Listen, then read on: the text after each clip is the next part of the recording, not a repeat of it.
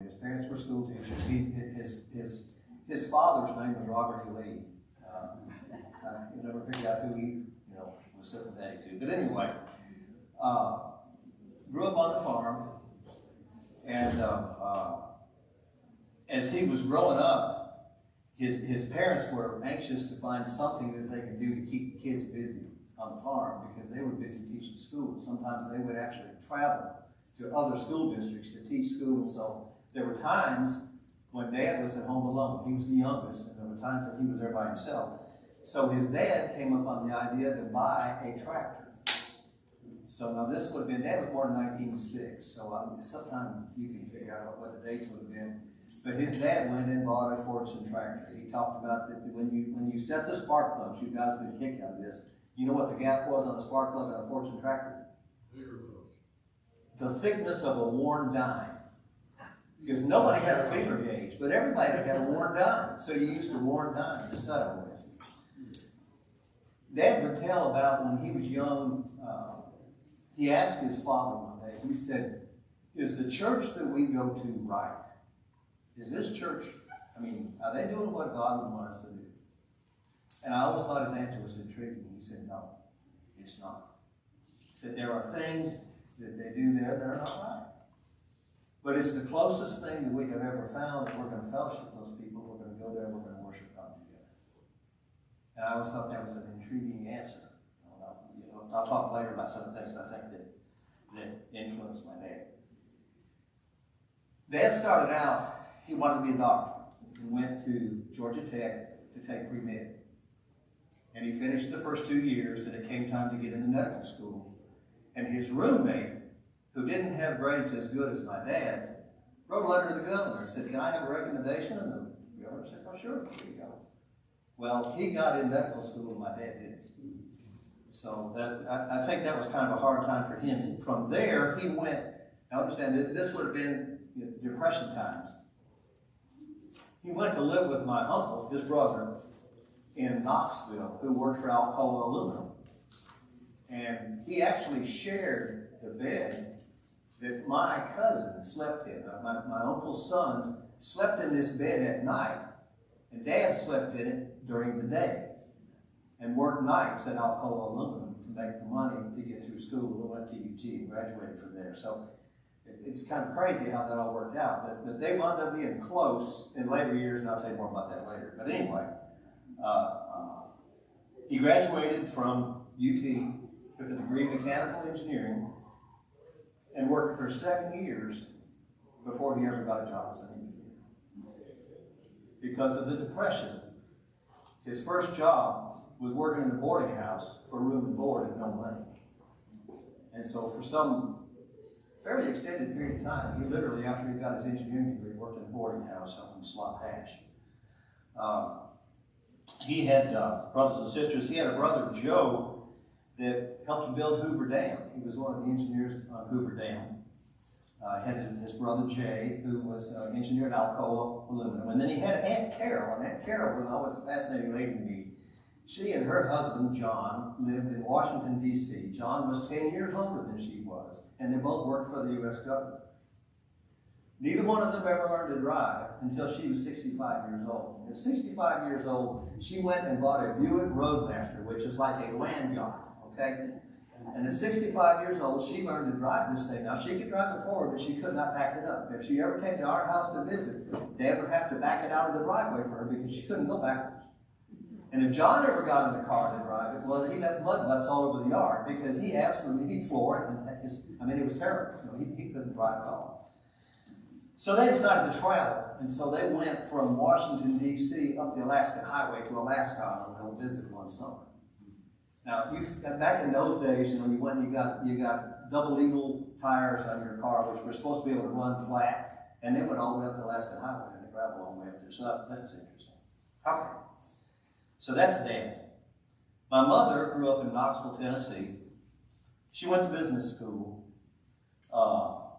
She worked for TVA as a secretary. And in those days that she talked about, she would make carbon copies that had 13 carbons. Now, I don't know whether you can think about that, but I can't imagine making a correction. There's no way to make a correction on 13 Cardinals. They just wouldn't move. So what you did was you threw it in the trash and you started over. But anyway, she's working there, and she met another lady there, and they became best friends. And then it evolved to the point where this friend and her husband and my mother and father would go play golf together. They said until my mother began to win, and that was the end of that. I don't know. But anyway, they would go play golf together. And Dad went to church nowhere. Now, somewhere along the line, he had decided, my older sister, who's 13 years older than me, he thought he ought to find out about this God thing. So what did he do? He went and he got a Bible, and he started reading from the beginning, just like you read any book.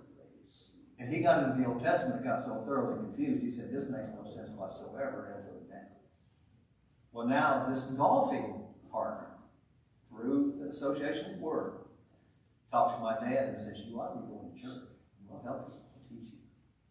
You know, and that's how my father became involved with the church, specifically with the Church of Christ. So again, Kelly gives you a little idea, you know, of their background.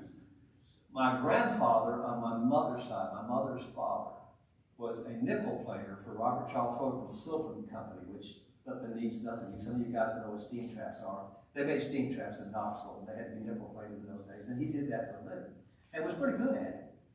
But during the Depression, a lot of his friends went bankrupt and didn't have any money. And so he wound up co-signing on loans for all his friends, and they all defaulted. Well, in those days when you were garnishing, you lost your job. So for the rest of his life, he was never able to work a job for anybody because they wouldn't hire him because he had been garnishing. So he did odd jobs for the rest of his life, and they were relatively poor. Now here's the crazy part. Of course, Dad gone to UT. So he and his buddy went and snuck into a UT football game. They crawled in. There was a building there somewhere that had a window you could crawl through and get into the stadium without paying. So they went and they crawled through the window and they got into the stadium, 2 guys. Now at this point, Dad is at least 25, something like that. He and his buddy find 2 girls sitting in the stands that they've never met. And they sit down and they begin to talk. Well, one of them is my mother. And she talked about that night, he took her home on the streetcar and showed her pictures of his family. But that just to me is kind of a crazy concept. Just to give you a little, I'm kind of jumping ahead, but there was a time later on in my teen years when I had a significant other girlfriend, and that situation ended. And I will never forget coming home. My dad was sitting in his study where he always did, where he did his Bible lessons, and you know, that's where you find Dad. And he called me in there. He said, I just want you to know something. He said, I have no idea how you feel because I've never dated anybody in my life but your mother. And I think that's so crazy to think about. You know, I think he was 27 when they got married. So I was 31 when I married Debbie. There we go. Okay. When they got married, they eloped. They went to Pigeon Forge to Gatlinburg and got married and came back home and went back home to where their houses were. And the reason was my mother said she would not leave home until she could buy false teeth for her mother and a coat for her dad. And so she went home and continued to work to pay for that. Now, meantime, Dad got his first job kind of in engineering in Memphis, Tennessee at a National Rose Spring Mattress Company bleaching cotton linters. He ran a plant, a little plant where they bleached cotton linters, and that's what they did. So whenever that happened, my mother was going to go to Knoxville and went to my grandmother and said, I'm going to visit Bob in Knoxville. And my grandmother pitched a fit. She had a temper. She could throw a hatchet across the wall and it would stick in the wall. This is not a minor temper. She had a temper. They always wondered how she would react. Well, they found out. She said, if you go to visit some man in Memphis, I'm going to go put in the Knoxville News Sentinel that you two are married. And my mother said, well, go ahead, because we are.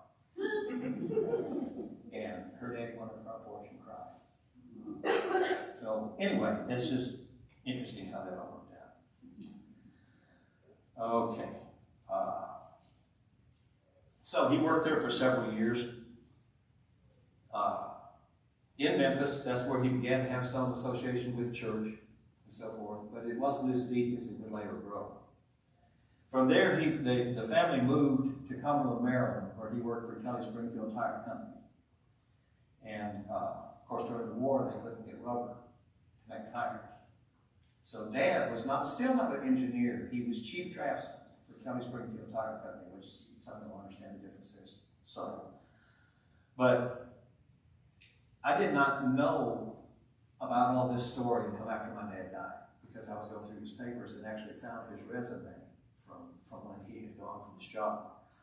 And what his job entailed was he went into a tire manufacturing plant and took all of the equipment out to the walls and replaced it with equipment to make ammunition.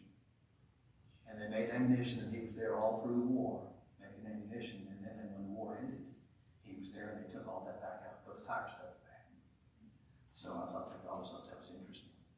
From there, he moved to Cleveland, where I was born. This is crazy. He came to Cleveland by himself, left my mother in Cumberland with 3 kids, and came to Cleveland and bought a house that my mother never saw until the day she moved into it. And we lived in that house until my mother sold it when she moved out here in like the 80s. So anyway, he worked for H.K. Ferguson, which did work for Procter & Gamble, and I got a funny story to tell. Any of y'all remember New Blue Cheer?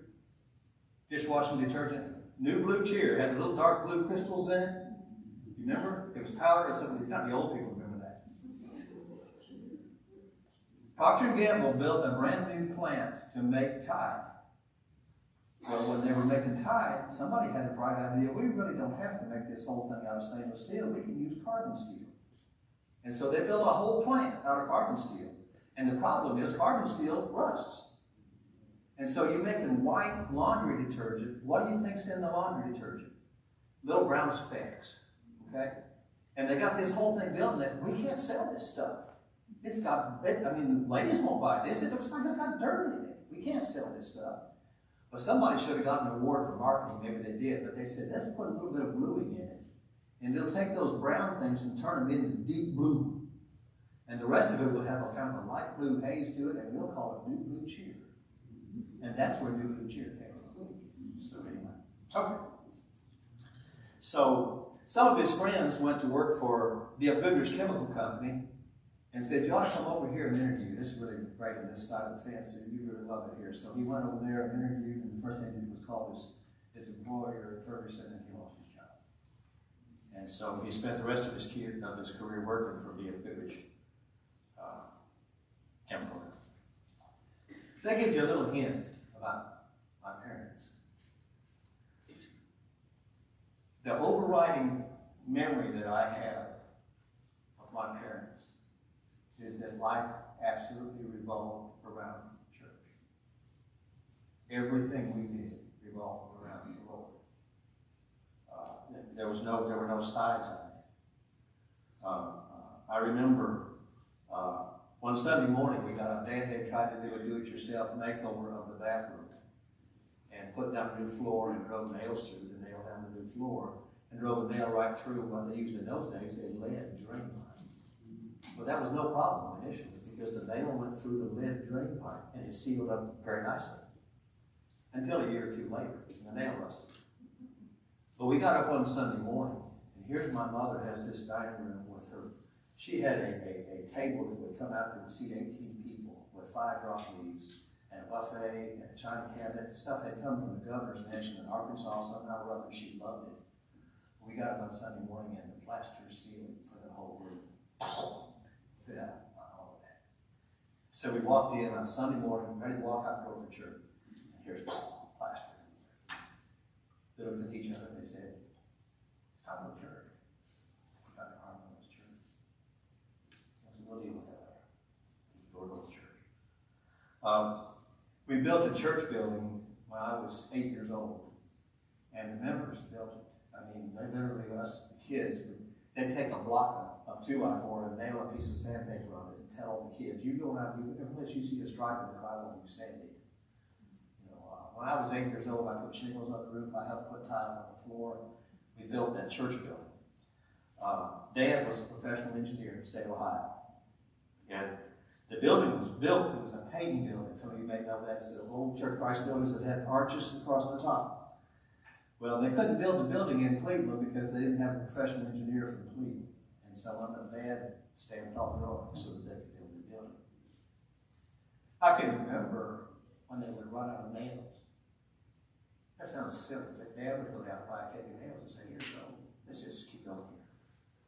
I remember when the little church couldn't pay the gas bill, they shut the gas off. They hadn't paid the gas bill. Those sorts of things taught me more than my parents ever told me. What my parents were and the things that they did led me to a concept of what life was all about and what was right and what was godly and what was expected. And I mean, me and my siblings have talked many times about how we can't remember Dad ever saying, don't do this or don't do that or whatever, but we knew what would be expected, and we would have never done anything that would have brought any shame on them. You know, they led by example, you know, and they treated us like little adults. I mean, they expected us to take care of business. I don't remember my parents ever going to school on my behalf about anything except one time. I was in the band. I played trumpet in starting in 5th grade, and then wound up in high school, played a tuba. You can see me on sousaphone on the football field. Anyway, I loved the band director. He was, I thought he was the most wonderful person in the world. He was also my algebra teacher, and I wasn't doing my homework. And he wound up going to the phone and called my dad every day to tell him whether or not I had my homework or not. And if he hadn't done that, I probably would have been an engineer. You know, that's in 8th grade. He allowed us to make our own decisions. He allowed us to be our own people. The church where I grew up would seat probably 150 people, maybe 200 if you squeezed them in. That's how big the auditorium was. I was baptized when I was 12 years old, and I was the song leader because there wasn't hardly anybody else. So, excuse me for my post-nasal drip. Anyway, from the time that I was about 12 years old, I led the singing most of the time until I went to college, because that's just one of the things I did. I was there. In junior high school, I took typing at school and learned how to use a typewriter. And, you know, it was an old manual typewriter and got pretty good at it. So I wanted to be the one that typed the church bulletin every week. I would take it to the junior high school and stay after school in the afternoon and use their typewriters because it would make such a good stencil for the mimeograph machine in those days. Remember them? Anyway, okay. From the time I was little, Dad allowed me to get into things that scare me to death as an adult, to know that a kid do.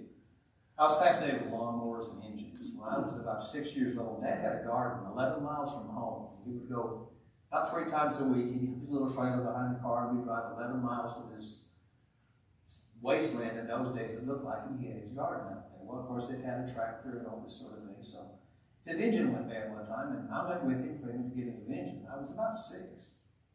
And the man in the engine place said, why don't you take this home and let him play with it? And so at 6 years old, I had an engine that I put piston rings in that engine, but I wasn't strong enough to start it. I couldn't pull the rope to start the thing when I got back together. But anyway, I played with lawnmowers. I would walk to school all my life. The second time in my life that I ever rode a school bus, I drove it. It was for West End Church when I was at Lisbon. But we never had school buses. We all walked to school. Well, the garbage collection, you just put your trash on the curb and the trash man came and got it. Well, what do you think I collected all the way to school and back? Every time there was a scrap lawnmower, I was dragging it home. So I had a garage full of lawnmowers. And I don't know how much I spent on lawnmower parts and stuff. But anyway, I played with engines. There was a time he had a little walk-behind tractor. It was kind of neat. You walked along behind it. It had a turning plow. It had cultivators. It had a disc that would go on the back. And he'd gotten a new rototiller, so he wasn't using that anymore. Well, I took that thing, hooked it up to a wagon, and the whole neighborhood would get in that wagon. We'd go trucking up and down the street with this tractor and so forth. So, done that all my life. Got involved with heat kits, if you ever heard about that, electronic kits. When I was in high school, I got our first color TV set. It came in a box of parts, and you had to solder it together. And so we built that color TV and built, I guess it's for my 12th birthday, I got a heat kit radio, a little AM transistor radio, and I still got it. But I wound up using that thing for years and years and years. I got that for Christmas, and I had to play it the morning after Christmas. I stayed up all night and put it together. But anyway, that sort of things, I always was kind of involved in that sort of things. When I was in 5th grade, Miss Hedges, my teacher, figured out that I could do most anything with audiovisual stuff, with the movie projectors and with the tape recorders and the overhead projectors and all that stuff. So she went to the principal of the school, about a 5th grader, and said, "Can we just let him take care of our audiovisual equipment?" And so in 5th grade, the last thing I would do each day when I left school is I would go through with all the projectors and I'd check them all out, make sure they were all okay. Now, my 6th grade teacher had a heart attack because anytime any teacher in the school had a problem, they'd come and get me out of class to go help them. And he said, "He is my student. You cannot take him out of his class." But anyway, so that was kind of wild. I continued that kind of thing all the way through high school. The school where I went, there was about 2,500 students there in the high school, and they had an auditorium that would seat 2,000 people, and had multiple auditoriums, multiple venues where there were public address systems and things like that. And I got to learn how to work all of them. And the school board would actually call me and say, "Somebody has rented this hall and they can't make anything work, and you go fix it." My first Social Security things, if you look back at my record, are from the Lakewood school system, where they were paying me to go do audiovisual stuff when I was a kid. I was in the band. I loved the marching band. I played sousaphone most of the time through high school, and played a little bit into college. Just think, all these things are just things that Dad just let me fly at. You know, and he really wasn't involved with it particularly. He just let me do it.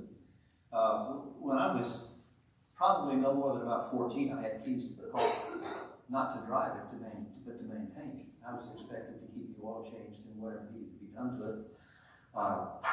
One of my favorite stories, because we never had air conditioning when I was growing up, and so you'd sleep in the summertime with the windows up. And I remember one morning laying in the bed with the windows up, and I could hear Dad backing out the driveway every morning. And he was actually having to commute back and forth to Akron every day in his car. And as he backed the car out the driveway, the engine rattled like it didn't have enough oil. And I could hear him out there. He got out and checked the oil. It was low. I had not kept the oil up like it was supposed to be. And so he went charging into the garage, fuming all the way to get a quart of oil, come put it in the car. And then all of a sudden I hear this exclamation, "Oh, Lord, what am I going to do now? Rob!" And I come running downstairs, and what he had done, he poured the quart of oil into the power steering unit instead of the engine. What are we going to do here? So anyway, I was expected to keep things working.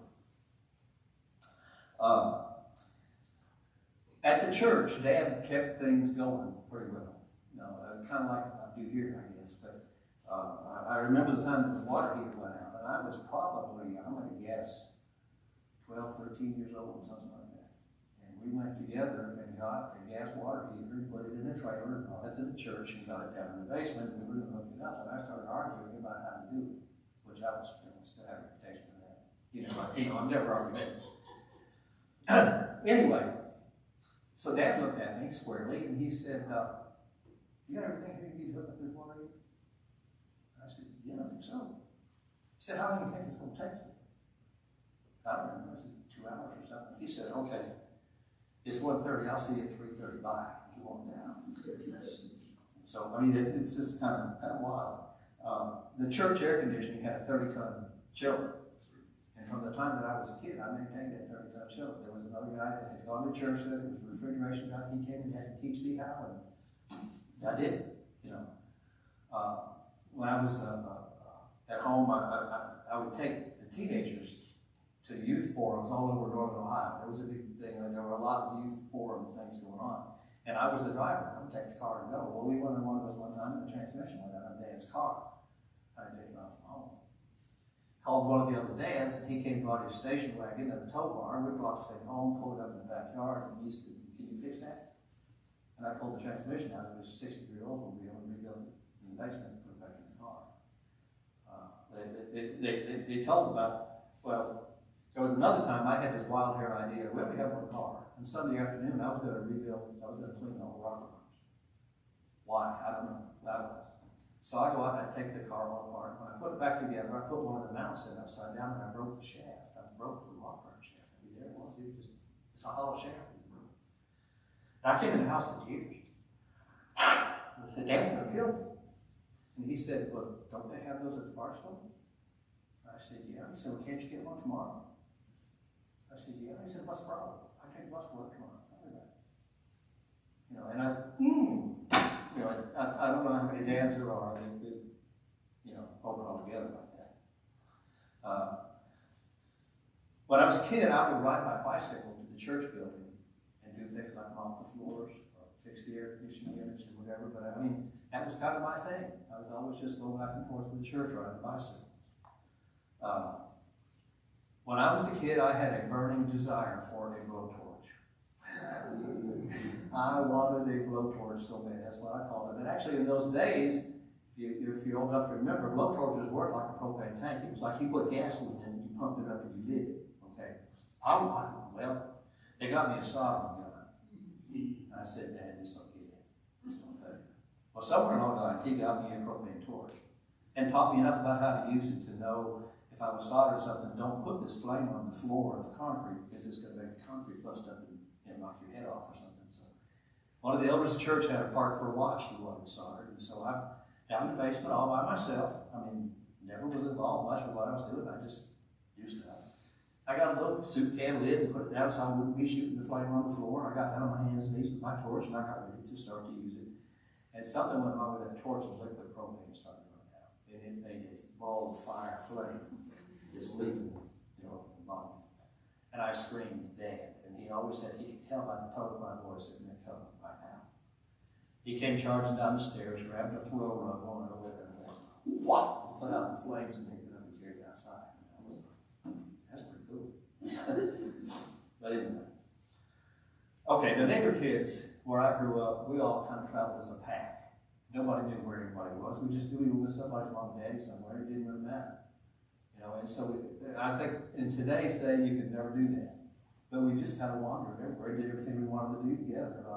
I tell a story one time, the neighbor's dog had pups, and we all decided in the middle of an afternoon one day, well, we're going to pay old Denny's house, because, I mean, she's got new pups and all. So everybody went home to their houses and got their dad's old oil-based paint of every color you could imagine. We mixed them all together, came up with the color we wanted, we painted that dog house. But we got some paint on Denny's tail.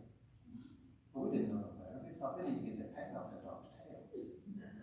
So we got a big rag and soaked it up with turpentine and took after that dog's tail. It just had pups running that dog's tail with turpentine. Anyway. So sometimes we weren't real smart. Lawnmower thing. I was fascinated with it. There was a vacant lot across the street from where I lived that belonged to the railroad. The main line from the Norfolk and Western Railroad went 3 doors from where I lived. It broke up more good family fights because you couldn't hear each other yell. Because it rattled the dishes in the cabinets when the train came by. So here we are, you know. Anyway, this field, I thought, I bet I could cut that thing down with these lawnmowers. And so I got over there, I cut all that field. I didn't think anything about it. I thought it made it look better for the neighborhood. I got a kick out of it. But the man across the street owned a brass foundry. And he saw me out there doing it. And he called me over and he said, hey, you want a job? I said, what do you mean? He said, well, I'll hire you. I was like 14, 15, something like that. And so on Saturdays, I would go down to this brass foundry and grind castings and clean out furnaces and stuff. Wasn't legal. But anyways, man across the street, went down there and worked for him. Wound up staying in that foundry all the way through college and got to the point where I was actually pouring brass. We were making plumbing fittings for the Navy, and I learned to run a lathe and pour metal and all that. And so, and then this was kind of wild. In Cleveland, of course, there was an area called the Flats, and that was the industrial area. And there were a lot of little mom and pop foundries down there, aluminum foundries, iron foundries, one thing or another. But they all knew each other. And they found out that I could fix stuff. And so all through college, I'd go over here and rebuild this guy's air compressor, or I'd go over here and wire a motor for him or whatever. So I kind of circulated around through all these foundries or whatever. Well, funny story. My mother's mother lived with us, my grandmother. She came to live with us when I was just a baby because her husband was deceased and she basically had nowhere to go. So she came to live with us. My parents went out of town and there was a 55 Plymouth in the garage and I knew where the keys were. Okay, you know where this is going, right? So I decided one day, I'm going to see if I can knock that car out in the driveway. My grandma won't ever knows. So she looks outside, she won't know. So I got in that old 55 Plymouth and I fired that sucker up and I backed it all the way to the road, which is like all the way up past the side of the house, where my brother had hit the house when he was learning how to drive. Anyway, took it all the way to the street, and then I couldn't make it go frontwards. I did more things to that thing than a monkey can do with a coconut. I couldn't make that car go frontwards. I realized the parking brake was set, and those old-time parking brakes, you could back up with the brakes set, but you couldn't go forward. I found out what I needed to do. I put that thing away, put the keys away, though. Got rid of that. 6 months later, we're sitting at the dinner table. My grandmother. Robbie can drive because I see him. What? Robbie can drive. I see him. I see him drive. That's fine. Huh? I got away with it. They thought she was senile.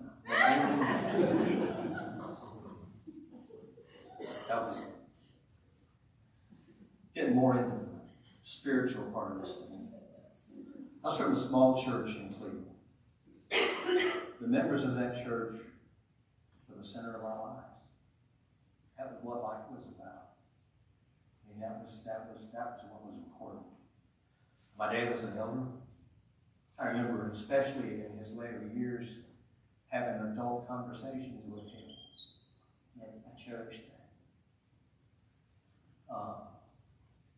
Just a short time. Dad died suddenly of a heart attack. He was 65 years old and retired and died the next morning with a heart attack. He did not live 24 hours after he retired and did not know he was sick. But I remember his frustration as an elder with getting people to understand. I can remember we went one day to wash light bulbs in the church. It was an old paving building that had the lights down the troughs down each side. They would get dirty and they would begin to get dim. So we'd go there, take these 96-inch light bulbs and wash them. I remember him saying, you think if I just went to church someplace else, these knockheads would wake up? He didn't mean it unkindly. He didn't mean, he wasn't calling them knockheads. It's just like, I'm so frustrated with trying to do the right thing. And it just doesn't come out right. The specific issue that had happened, there was a young girl that had been coming to church because of a friend of hers from church, and her dresses were way too short. And Dad had the presence of mind to take her aside and say, Jill, honey, your dresses are too short. You need to be modest. And some of the women in the church had a fit and said, that old man has no business talking to her about her dresses. And wanted him to resign as an elder, or something as silly as that. And it was breaking his heart. After Dad died, that girl came back to me and said, Rob, I feel like I killed your father. I said, what? She said, I put so much stress on him. He was just trying to help me. I put so much, and I said, no, that's just not a problem. It's just not a problem. You don't even feel that. But anyway, that's things that affected me. The church was the most important thing in the world to me. And they didn't preach a lot about it, but it's what it was. Dad died while I was in college. I was almost 2 years through of basically where I started over. I guess I should tell this story. I went to Lisbon for 5 quarters and nearly flunked out. And at the end of that, Dad said, I'm not paying for this anymore. You're on your own. It's over. And I started working in that foundry again as I've gotten older and paid my way through school and was on the dean's list. It was amazing the difference it made when I was paying my own. And he had enough presence of mind there to say, I'm done with this. It's over. But Dad died unexpectedly at 65. The wild thing about that was he was one of 3 elders in the church. Within 3 months of the time his dad died, the other 2 were gone for one reason or another. So you had this little church in Cleveland with no elders. They were all gone. And I did a lot of really stupid stuff. But I kind of flew the plane for that church for a couple of years to keep the door open. We had a preacher that he and his wife came to me one day and they said, you know how you go to a church and there's always somebody you know will always be there? I said, you're the only one. So a lot of who I am and things about leadership, and things about the church are affected by that. Because I was too young, really, I think maybe to know it all, but to know that you're responsible for people's relationship with God. I think that's, as an elder today, that is on my mind. That someday I will be held accountable for everybody in this room. You know, and that, Debbie says sometimes I take it too seriously. You know, sometimes I don't let God do his part. That's probably true. But that kind of thing taught me things that I would have never learned any other way.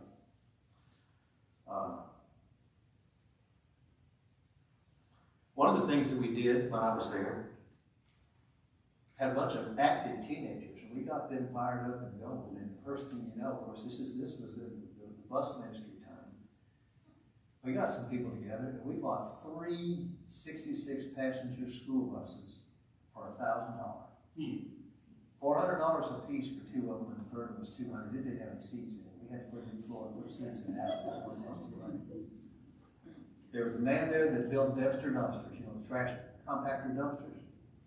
This is crazy. He was a member of the anti-church, but he was sympathetic to us, and one of our deacons. He said, bring them out here and fix them up. So I took the teenagers, most of them were girls, and took those 3 buses and went out there, and we overhauled those buses, and we made them into joy buses. They were painted 68 Camaro yellow, and the fenders were Sears and Roebuck turquoise, with black fenders and black wheels, and they said joy bus down the side. And we ran those things through the projects in Cleveland and picked up kids, and we could bring 200 kids easily into a church that didn't have that many members. You know, if I were to have vacation Bible school, and some of the older members said, well, what if you do on one of those buses? Isn't that crazy?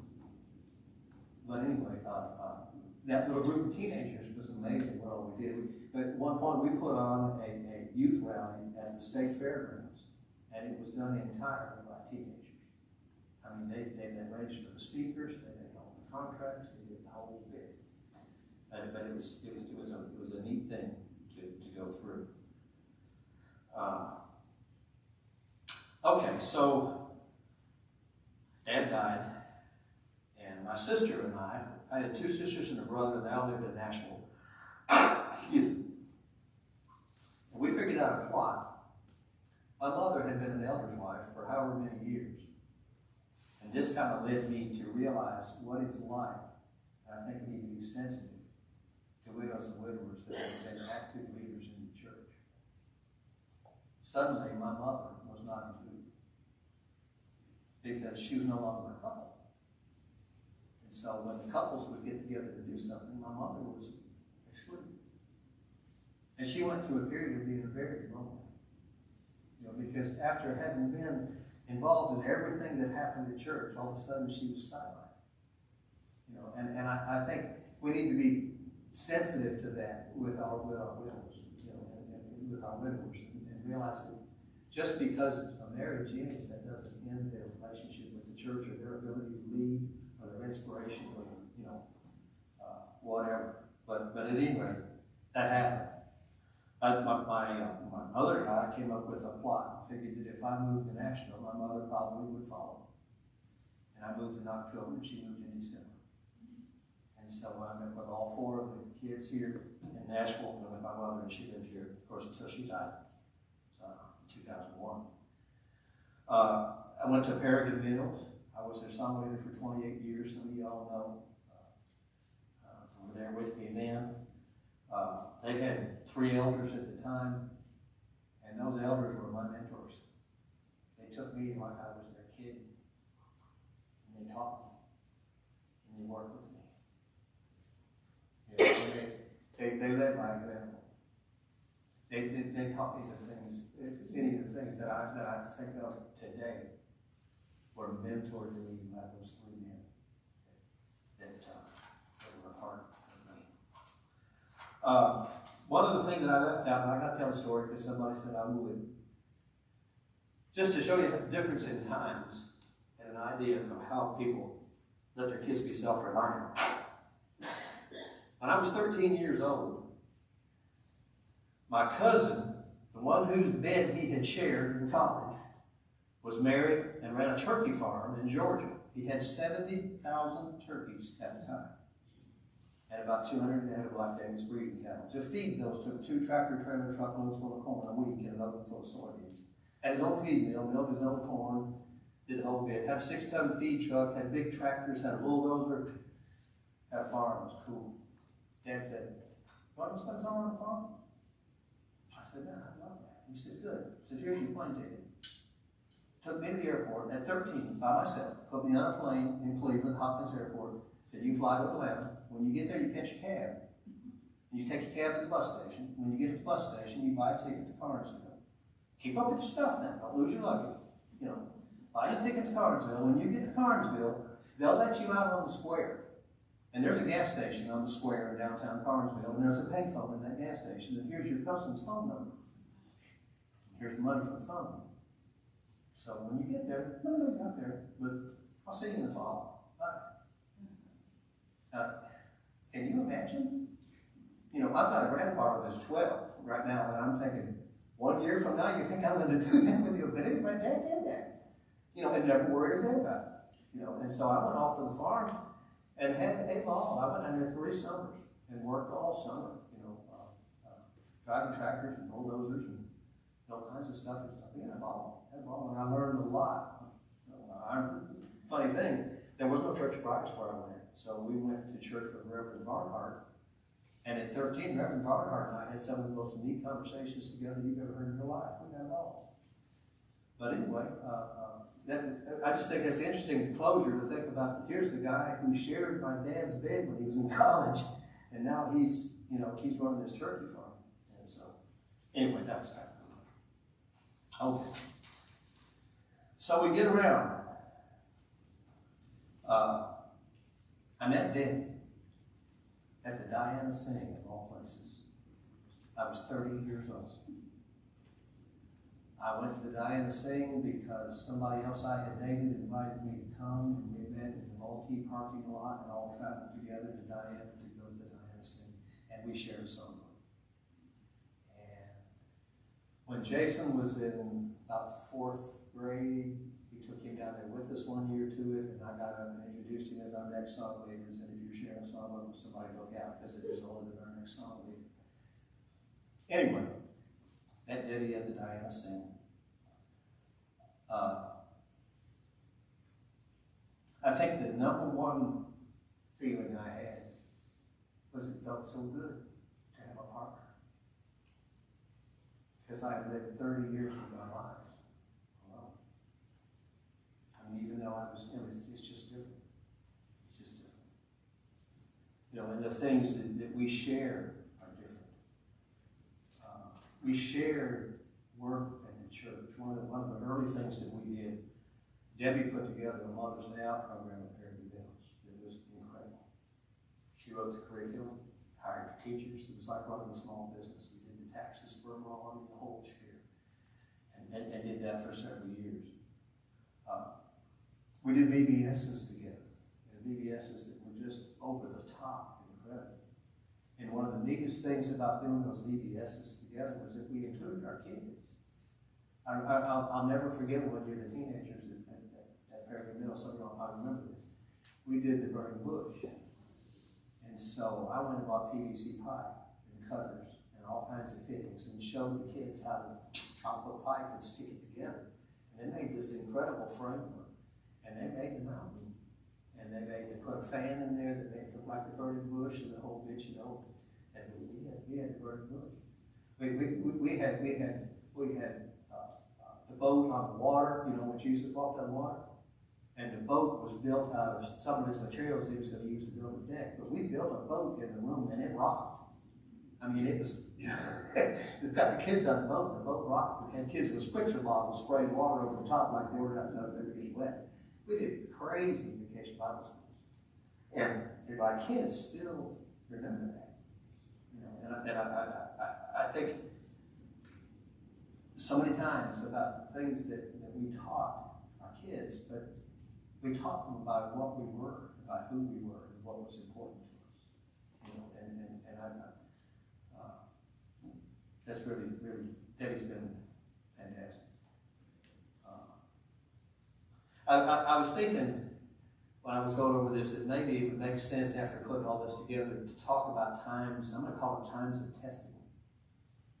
Times when you measure what a man is. That's, you know, Dan Florida's, that line and the other line is Dan Florida's favorite line is, I want to be part of the solution, not part of the problem. And I think that those things, in terms of church work, in terms of our involvement, it means so much that, you know, I want to be the wind beneath the wings of everybody else at Tuscan. You know, I want everybody to be successful. I want it to work. You know, and if I have a problem with Joe or Susie or John, I want to love them enough, care enough about them that I'm not going to snoop on them, but I'm going to come to them and I'm going to talk to them because they're my brother and my sister. You know, and those sorts of things, to that kind of connection to the family at Tuscan is very, very special. When I go down these times of testing that I've got written down here, I think we can think about people in the family here at Tuscan that we've helped through these same sorts of things, and it just shows, you know, we are all children of God, but we're all humans. And it's unreasonable to think that we'll never be weak, or that we'll never be discouraged, or that we'll never be afraid, or that we'll never be, you know, disappointed. That's just not life. But, you know, I thought about this when I was looking at these, and it was hard for me to bring them back in a way, because I don't spend a lot of my time thinking about what happened in the past. I think about what's happening in the future. And the thought just crossed my mind that sometimes I think we think about things that happened 20 years ago, 30 years ago, you know, and it's time to just get over it. You know, it's time to just push on. It's just time to go forward. I think one of the first things that we faced as a married couple, we got married in October, and went with Doris and Axel Swain to New Orleans for the Sugar Bowl, if you ever knew them. And got to New Orleans and had a miscarriage on New Year's Eve. And it was tough. They literally, we were afraid there was a problem going on, so they all left us and went on to a dinner, and he left the keys to his car. And so, you know, New Year's Eve, we were out trying to find a hospital, figure out what we could do.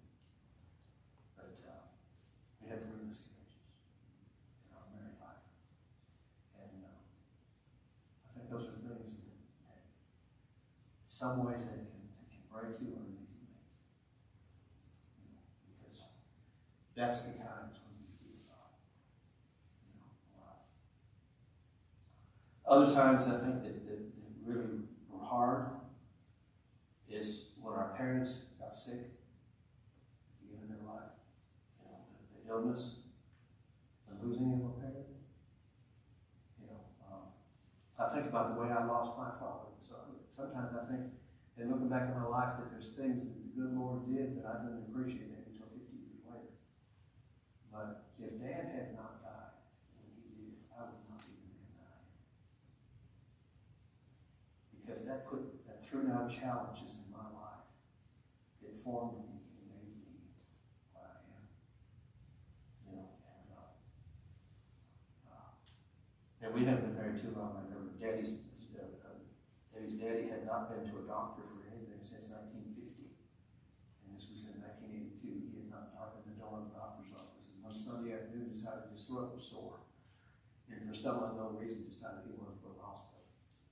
mother-in-law couldn't take him. She had the flu, so they called a friend lady. She came, left her purse on top of the car. He's trying to motion her. Get your purse off top of the car. Got into the emergency room, and he got into the door and had an obstruction come up in his throat, and he almost died. When they intubated him, they lanced the thing that went down his lungs, and he almost died that night. And that was in the middle of a strike at work. I was working 12-hour days. And so I would work 12 hours and then go to the hospital and go back 12 hours.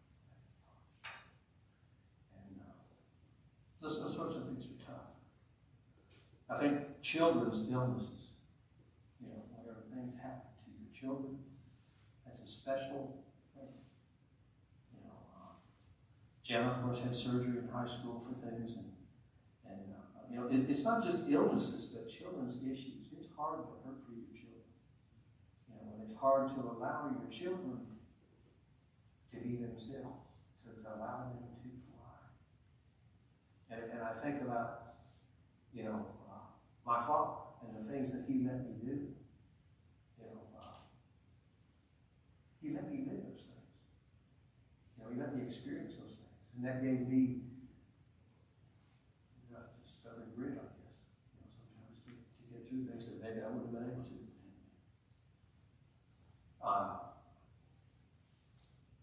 I think one of the hardest summers I ever spent in my life, this is just interesting because it tells you something about my dad. I had a relationship with a young lady that ended. And Dad called me, I think I told you, he called me in his study and said, I don't know what this feels like because I've never dated anybody in my life but your mother. And 12 days later, Dad died. And that summer was hard. But it was strange because the good Lord put so many things there for me to do during that time that, I didn't really have time to sit around and mope about that. I had things I needed to do. And a lot of it had to do with the church. Had to do with things I had my mother I was concerned with, and all those sorts of things. And anyway, it's just interesting. Times of testing. Discouragement. I think we all need to be aware of the effect that Satan can have on our leadership by discouraging. Anybody that ever steps out to be a leader in the Lord's church, Satan's going to do something. He's going to do something. And sometimes I'm just like every other elder in there. I think there's times when I say, what in the world am I doing in this room? Who am I doing here? But I want to say that when you look at a leader, I don't care if they're a Sunday school teacher or the preacher or the church secretary or whatever their role, youth minister, whatever they are, be the wind beneath their wings. Because you don't realize the gravity of bringing you down. We need to be a 360-degree cheering team for each other, bringing each other on, strengthening each other, bringing each other closer to each other and closer to the Lord. But that's so extremely important. I think of times in my life when Satan nearly got me. There's times, when I just throw him in the towel.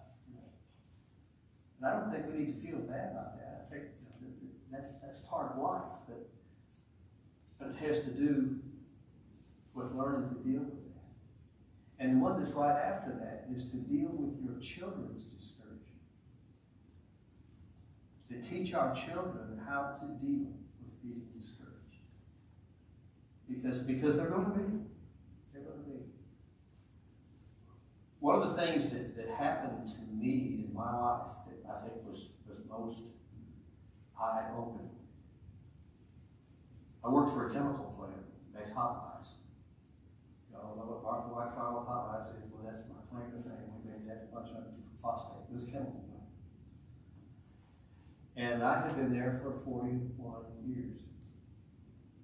And it had But actually, it hit me twice. It hit me once after about 27 years. I was maintenance manager.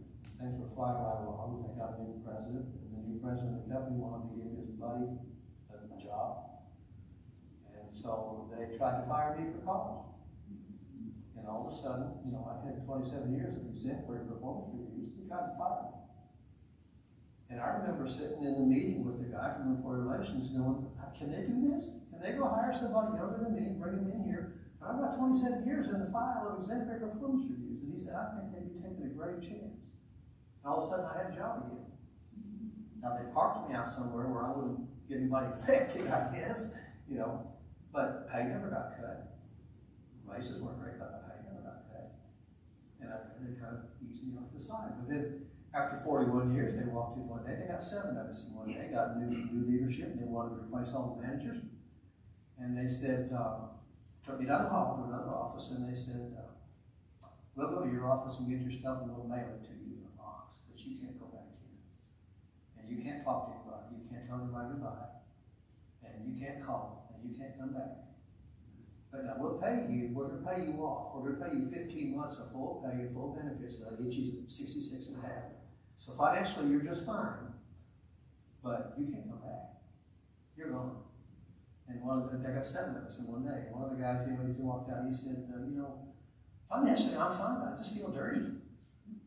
After all those many years, it's just, for it to end like that. Those things taught me, in the world, we define each other by what we do for a living. And that's not me. That's not me. And one of the things that I take great comfort in today, I've been retired about 6 years. And a bunch of us still get together, 18, 20 of us, one day a month, and have breakfast together at Cracker Barrel in West Nashville. So we're all old guys. And we all get together. And 80% of the people at that table worked for me all those years ago. And they wanted to be with me for breakfast. And I know the stories during that 40 years of working out there of their families and their struggles and things that happened to them, and the influence that I had on their life and the influence that they had on my life. But it taught me that your occupation has nothing to do with who you are. It is a means to make a living. But that's not who you are. And the things that define you are so different from that. I think just to sum up, I would say, I was trying to come up with some way to sum this up. And I said, there's all these times of testing, but look forward, not back. There's no value in looking back, unless you learn from it somehow how to do something better. But the things that happened to me 50 years ago are not really relevant to me today. And part of this, I think I agree with what Dan said. He's talking about our relationship with God and how this has affected our relationship with God. Part of that's between me and God. And I don't know how to express that. But I think one of the things that I got from the father that I had was an example from my father of what it was to have somebody that you could go to anytime.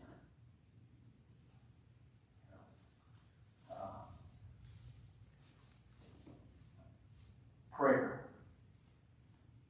When he talks about pray continually, pray without ceasing, I feel that. Because as I go through my life, God hears me at 70 miles an hour going down 840 just as well as he does when I'm in the closet. And sometimes I just need to talk to Dad. Sometimes I just need to talk to Dad. And in spite of my early dad, I would give anything if I could do that with him today. I wish I could talk to Dad. I think we could have some cool conversations at this point. It says he was born in 1906. I don't think he'd be here. But look forward, don't look back. I'm thankful for my life. I'm thankful for my friends, my family here in Tuscany, my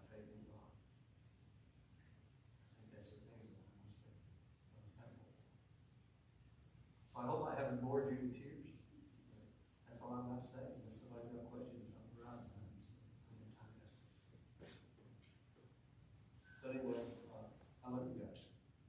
I do. You know, appreciate your patience with me, because sometimes I'm kind of out to see you a little bit. But God's still working on